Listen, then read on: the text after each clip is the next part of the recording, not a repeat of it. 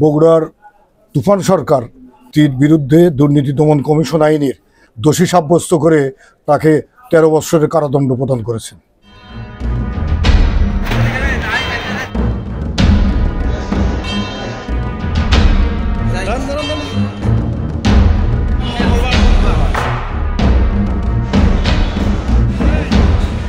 বগুড়ার বিজ্ঞ স্পেশাল জজ আদালত আজকে বগুড়ার তুফান সরকার নামীয় ব্যক্তির বিরুদ্ধে দুর্নীতি দমন কমিশন আইনের ২৬-২ এবং ২৭-১ ধারায় দোষী সাব্যস্ত করে তাকে ১৩ বছরের কারাদণ্ড প্রদান করেছেন।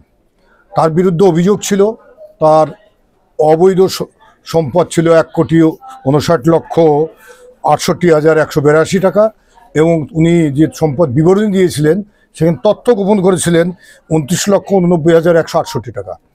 মামলা তদন্ত অন্তে মামলার বাদী সহকারী পরিচালক আমিনুল ইসলাম সাহেব চার্জশিট দাখিল করে। আমরা আদালতে ৮ জন সাক্ষ্য প্রদান করি, কাগজপত্র উপস্থাপন করি।